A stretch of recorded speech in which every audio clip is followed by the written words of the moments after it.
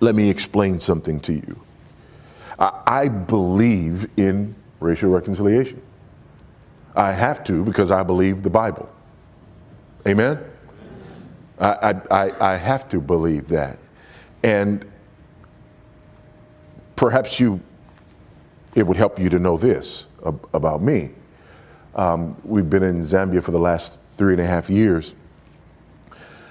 The last 3.5 years, we've been in a church where most of the people look like us. Now, granted, we're foreigners, right? We're outsiders, but it's been over 2 decades since my family has been part of a church where most of the people look like us. And that was by design. In the early 90s, the Promise Keepers movement was huge. And I was invited to preach at a number of different events, and racial reconciliation was just on everybody's agenda. And it was a big movement. It was a massive movement. And during that time, in the early to mid 1990s, here I had come to faith in the late 1980s, in 1987. I was a member of a black fraternity. I married a woman who was a graduate of Historical Black College and University. I was the founder of Black Student Fellowship at Houston Baptist University, and had been a member of and was preaching at a predominantly black church.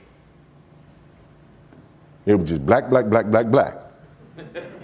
That was my world. And now all this Promise Keeper stuff is happening, and the racial reconciliation conversation is happening. And for me, it brought me to a crossroads. Because I'm looking and listening and meeting a lot of my white brethren who were passionate about racial reconciliation and basically asking, how do we do this? How do we not have our church continue to look like it looks? How do we have our church, which is predominantly white, in a neighborhood that is not predominantly white, begin to reflect the broader community? I'm beginning to be invited into places where you come preach. We want to have this event. We want to reach our community. We want to reach the different ethnic groups in our community. And this is not an indictment of all black churches. This is not an indictment of all black. This is me and my experience. I looked in my circle and I realized that I was not hearing that from my side. I didn't know black pastors who were staying awake at night because their churches were too black, who were on their knees weeping before they went and stood up and preached because most of the faces that they were going to preach to looked just like them. But this is what I was running into from white pastors. Again, I am not saying that it didn't exist. I'm saying that in my experience, I didn't see it. And I was convicted and made a decision in the mid-1990s that my family and I would not continue to go to churches where everybody looked like us. That if I was serious about racial reconciliation, that this is something that we would do. And it was hard. It was hard. Took a position at a predominantly white church. And it was tough.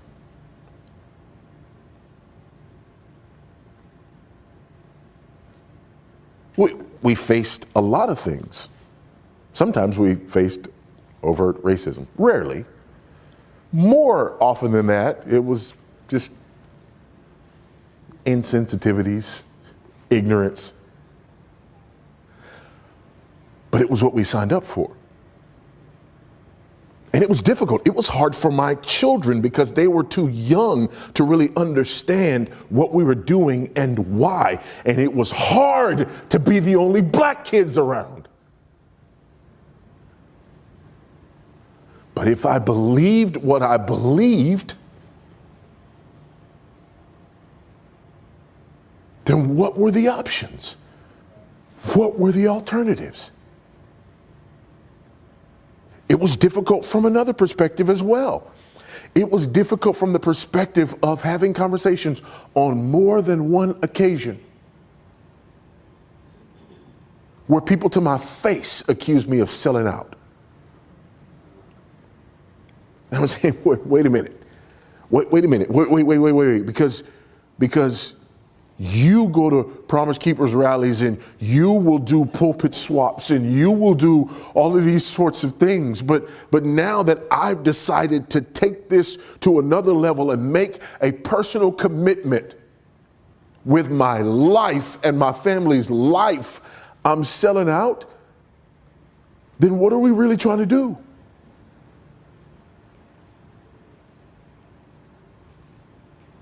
I was accused, and this one was always difficult, of robbing the black church of its best and brightest.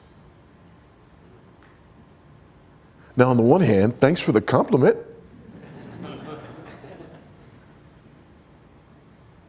But on the other hand, I mean, what do I do with that?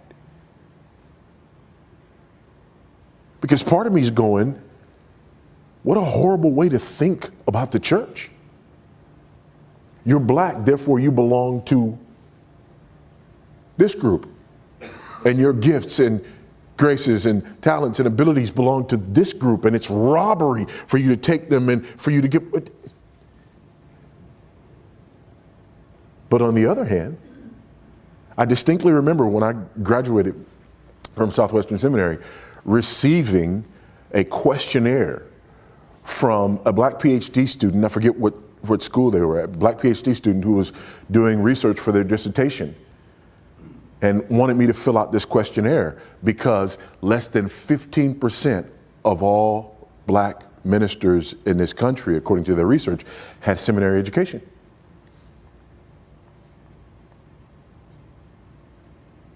So this was their research project trying to figure out, okay, what is it that led you in this direction and what is it that helped you to stay the course and what is it that. Can you see how it'd be torn?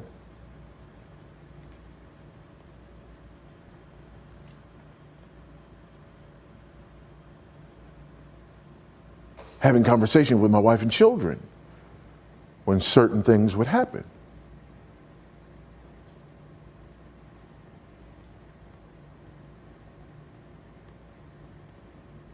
Constantly having that wrestle and that struggle with,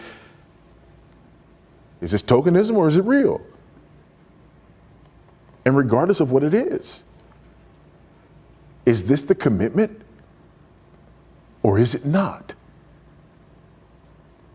And if I do have a problem with the way people understand me or don't understand me, can I simultaneously fault people for not understanding me and then not make myself available so that they can have a relationship with me and learn to understand me? How dare you white people who don't have relationships with black people not understand us? Do you see the dilemma?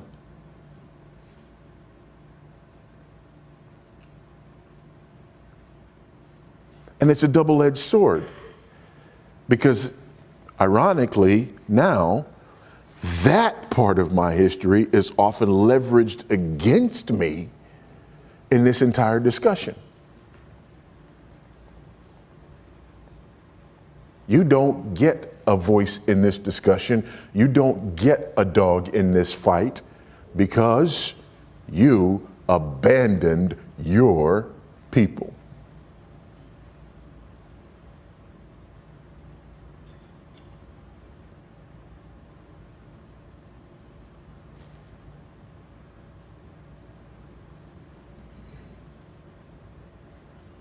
I just want you to sit with that.